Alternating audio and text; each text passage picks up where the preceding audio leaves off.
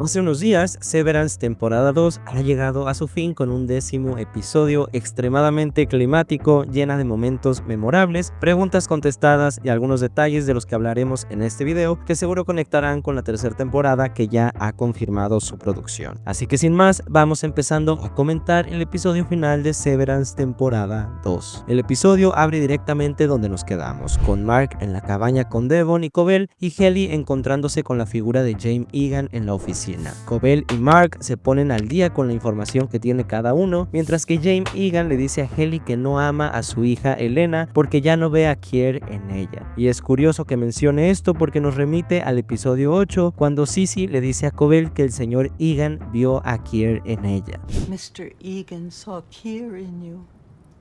También le revela a Ellie que ha tenido otros hijos en las sombras, lo que confirmaría esta idea que nos deja el final del episodio pasado, cuando Cobell se refiere a Devon como una de las de Jaime. Y quizá es demasiado pronto para ir haciendo teorías, pero me llama la atención que Cobell y el señor Egan se conocieron en la juventud y aparentemente tenían una relación cercana, lo suficiente al menos como para que Jaime le robara todas sus ideas a Cobell, que se nos dijera que Jaime vio a Kier en ella y encima que Cobell tuviera conocimiento de estas cabañas que seguro son un secreto muy bien guardado del Lumon. Todo esto me hace pensar que quizá estos dos tuvieron alguna relación y quién sabe, quizá uno de estos hijos que ha tenido Jaime en las sombras ha sido de ella. De nuevo, muy pronto para teorizar, no hemos tenido algún indicio de que Cobell sea madre, pero me haría mucho sentido que el señor Egan, quizá en la búsqueda de encontrar un digno sucesor, quisiera tener un hijo con Cobell en quien él mismo asegura ve a Kier. Pero regresando a la escena, Jaime le dice que ese espíritu de Kier se ha perdido en su hija Elena y que no lo ha encontrado en ninguno de sus hijos ocultos, pero que lo vio de nuevo cuando conoció a Ellie en el final de temporada pasado. Esto seguro que será una pieza clave para la siguiente temporada y se refuerza además la idea en este episodio, pues este espíritu de Kier se refiere quizá a esa audacia, el espíritu de rebeldía y el liderazgo nato de Ellie que la ayuda a obtener prácticamente a todo un ejército al final del episodio. En la cabaña, el INI de Mark entra en conflicto con el plan de Cobell porque salvar a Gemma implicaría la destrucción del Lumon, lo que significaría terminar con la vida de los INIs. Este conflicto es desde mi punto de vista lo más interesante de esta serie y me encanta que nos enfrenten a este dilema porque estamos en un punto en el que el espectador ya empatizó con el INI de Mark, pero también con su Auti. Ya nos enamoramos de la relación de Mark y Ellie, pero también de la de Mark y Gemma, por lo que escoger un bando incluso para la audiencia es muy complicado, así que para tratar de convencerlo de participar en este plan, vemos una conversación entre Mark y Mark, una dinámica que solo podría darse en esta serie. Y en esta conversación donde Adam Scott demuestra el talento que se carga, sucede algo curioso, y es que si en toda esta serie el azul es el color que representa a los Inis y el rojo a los Autis, en esta escena se invierten los colores. Tenemos estos cálidos iluminando a Mark Ini y estos azules del exterior iluminando a Mark Auti, hablándonos de esta negociación que se está llevando a cabo entre ambos. Mark Auti trata de convencer a Mark Ini de seguir el plan de forma un poco sucia porque vemos que le miente un poco y trata de venderle la idea de la reintegración, y aunque al principio ambos muestran esta curiosidad por conversar con el otro, poco a poco se va tornando más violento y esa gota que derrama el vaso es Mark Auti refiriéndose a Ellie como Eleni. Algo muy similar a esta escena en el restaurante chino donde Elena se refiere a Gemma como Hannah. Este pequeño error solo exhibe el poco interés que tiene Mark Auti realmente por la vida de su INI, y encima el comparar su relación con Gemma con la que tiene Mark con Ellie, bueno, quizá no fue el mejor movimiento. En un último intento por convencerlo, Cobell habla con Mark Ini y nos revela alguna información que quizá ya intuíamos, pero no de forma tan clara, y es que todo este tiempo esos números en la pantalla de Mark han sido una puerta a la mente de Gemma, y esta información se separa en los 4 temperamentos de acuerdo a las sensaciones que le generan a los refinadores. Cada uno de los 24 archivos que ha completado Mark es un nuevo INI, siendo Cold Harbor el número 25 y el último archivo para Mark, por lo que aún si no sigue el plan de recuperar a Gemma, sus días en Lumon están contados, pues ya no lo necesitan después de completar el Cold Harbor. Y cuando Cobell le revela esta dura realidad a Mark y que no habrá un final feliz para él y Ellie, Mark termina la conversación y en una transición desde su punto de vista ahorita viajamos de la cabaña a las oficinas de Lumon.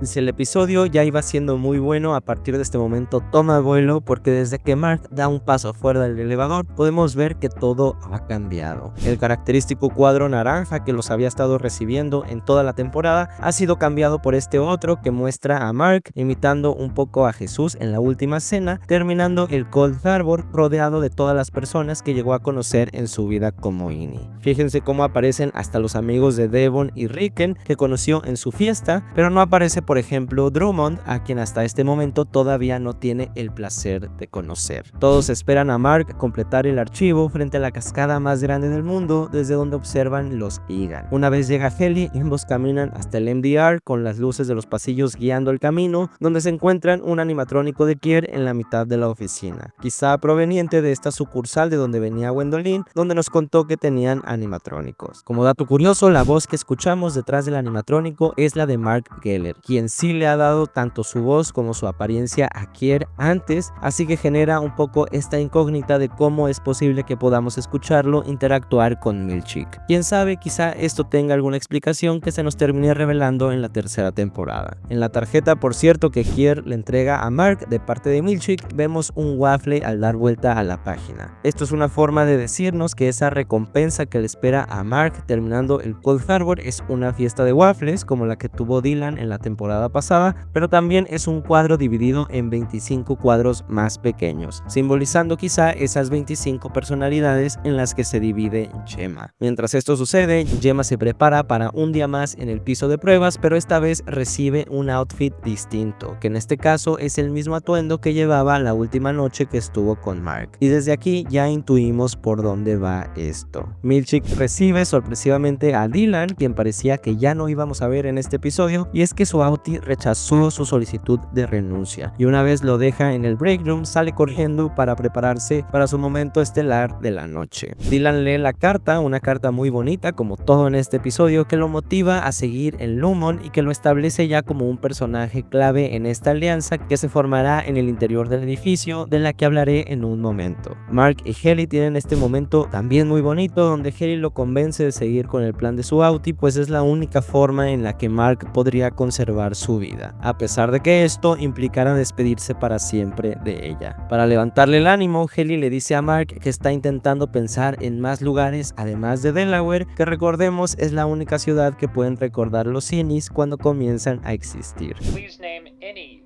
U.S. state or territory. Fuck, First that comes to mind. I don't know, Delaware. Uno de estos lugares que menciona es el Ecuador, que es básicamente esa línea que separa el hemisferio norte y sur, básicamente el Severance del planeta, y esta frase resonará más adelante cuando Heli se despida de Mark diciéndole te veo en el Ecuador. Y es que esto podría tener un significado más simbólico. Si el Ecuador es esa línea que divide los hemisferios norte y sur de la Tierra, pensemos que el exterior de Lumon representa el hemisferio norte y el piso de Severance, que literal está hacia abajo en un sótano, representa el hemisferio sur, es decir, el norte Autis y el sur Innis. Pensándolo así, quizá el Ecuador sería la mejor forma de representar la reintegración, es el lugar en el que convergen ambos hemisferios. Así que quizá lo que Heli quiso decir aquí es que podrían volver a encontrarse si ambos pasan por esa reintegración, quizá siendo un presagio de algo que podríamos ver en el futuro. Con la ayuda de Heli, Mark da ese último clic completando el Cold Harbor, lo que activa este stand-up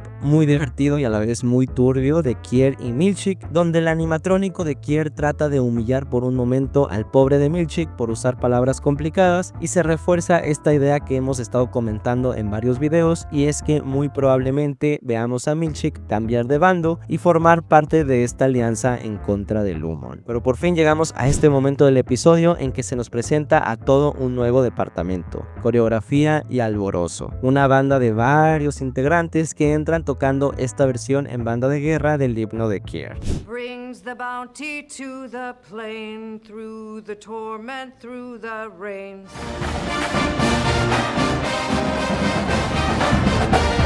Por cierto, vemos que la banda carga con algunos instrumentos blancos, principalmente estas trompetas, y aquí cobra por fin sentido este fragmento del intro donde vemos estos instrumentos en la taza de Irving. Haley finalmente distrae al pobre de Milchick, que estaba en plena coreografía, y sería la segunda vez, por cierto, que vemos a Milchick bailar en la oficina. Pero esto le da tiempo a Mark, quien sale corriendo en busca del pasillo oscuro, mientras que Gemma llega por fin al Cold Harbor. Dentro de esta habitación, Gemma se encuentra con esa cuna que armó Mark cuando buscaban tener un hijo, y la prueba de fuego es que tiene que desarmarla sin sentir ningún indicio de dolor, escuchando además esa misma canción que representaba su pasado con Mark.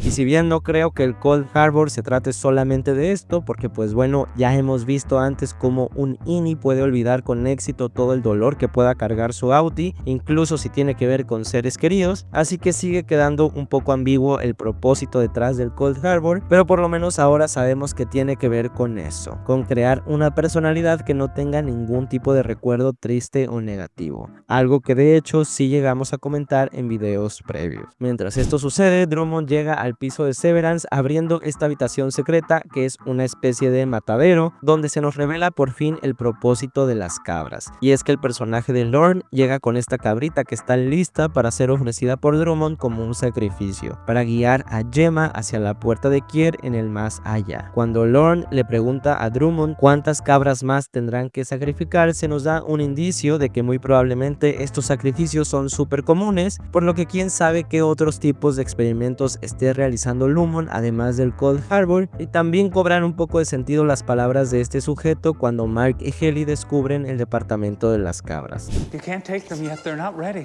Milchick logra abrir la puerta, pero Dylan llega a salvar el día reencontrándose con Haley y dejando encerrado otra vez al pobre de Milchick, mientras que Mark encuentra por fin las puertas del pasillo oscuro. Esto alerta a Drummond, quien sale corriendo para encontrarse a Mark, y tenemos esta escena brutal donde se agarran a madrazos, con Drummond estando a nada de terminar con la vida de Mark. Esta sería la primera vez que vemos de lo que es capaz Lumon con nuestros propios ojos. Todos ya sabíamos de lo que son capaces, y por Vought sabemos que muy seguramente han escondido cientos de muertes, pero esta sería la primera vez que se nos muestra de forma explícita el intento que hace Lumon por terminar con la vida de uno de sus empleados. Pero Gwendolyn Christie salva el día regalándonos esta pelea entre Lorne y Drummond, que además hacen ver a Mark muy chiquito al lado de ellos. Así que finalmente consiguen usar a Drummond como rehén, quien les sirve de acceso a Mark para bajar al piso de pruebas, donde comienza el clímax y la parte más interesante del episodio, que es una dinámica donde veremos al Auti de Mark con el Ini de Gemma, el reencuentro de Mark y Gemma, el Ini de Mark con Miss Casey y el Ini de Mark con Gemma. Cuando baja el elevador, la pistola accidentalmente se dispara, desangrando a Drummond, quien por lo menos servirá para mantener abiertas las puertas del ascensor y para manchar la corbata de Mark de un poquito de ADN que necesitará para abrir el Cold Harbor. Esta, por cierto, sería la segunda muerte de alguien de Lumon donde Mark está involucrado, el primero siendo Greiner en la temporada pasada. Antes de que Milchick pueda salir, ordena a la banda de guerra que regresen a su departamento, pero Haley da un discurso motivándolos a unirse a su causa, pero dándole la razón a su padre, y es que en el fondo Haley tiene de alguna forma el mismo espíritu que tenía Kier. Y cuando Milchick logra salir, enfrentándose ahora a todo un ejército reunido por Haley, Dylan dice la frase que ya lo escuchamos decir también en el final de temporada pasado. Fuck you, Mr. Milchick. Fuck you, Mr. Milchick!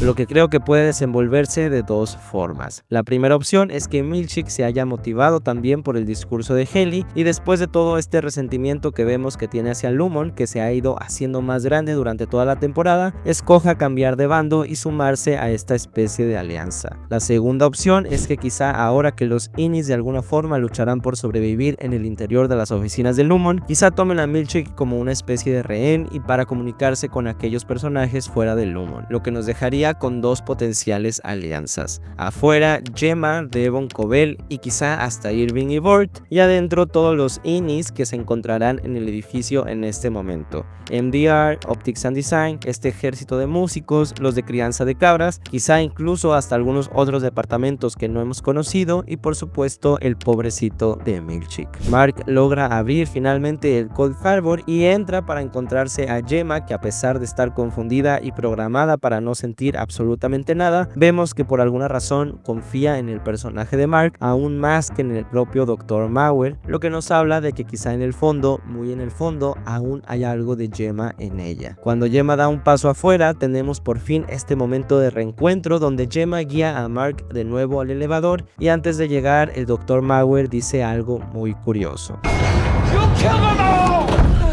Aquí podría bien referirse a esas 25 personalidades que van a dejar de existir, o quizá esté planteando alguna posible pregunta que necesite ser respondida en la siguiente temporada. Déjenme saber qué piensan ustedes de esto. Al regresar al piso de arriba, Mark es ahora quien guía a Miss Casey, toda desconcertada, la pobrecita, y logra llevarla con éxito a la salida de la escalera, pero antes de dar el paso afuera, Haley aparece del otro lado del pasillo y se genera este momento muy parecido a lo que vimos en el plato de Haley en el episodio pasado. Pero Mark toma la decisión más coherente para su personaje y es que deseando solo un poco más de tiempo con Haley, decide seguirla, dejando atrás a Gemma en un momento muy doloroso si pensamos que ella no sabe que Mark también tiene un Innie y que el Dr. Mauer le mintió en episodios pasados diciéndole que Mark se volvió a casar. Pero bueno, muy seguramente al inicio de la tercera temporada la veamos reencontrarse con Devon y ponerse al día. Y antes de cortar a créditos, cuando Mark y Haley corren en el pasillo, vemos como la fotografía de la serie de pronto adopta un look analógico similar al que vimos en el episodio de flashback entre Mark y Gemma, siendo este aspecto fotográfico lo que representa el amor verdadero.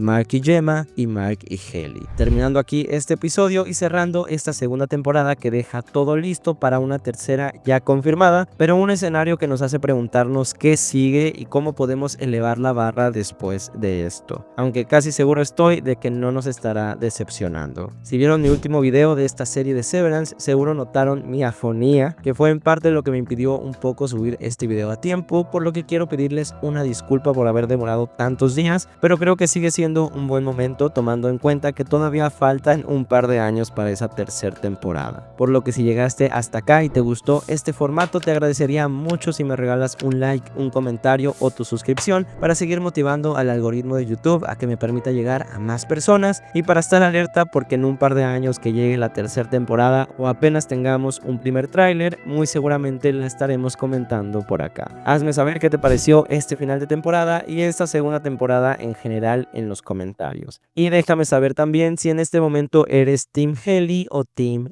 Gemma. Muchas gracias de nuevo por acompañarme hasta acá y ya nos veremos pronto para seguir hablando de esta maravillosa serie. Sígueme si te gusta el cine. Bye bye.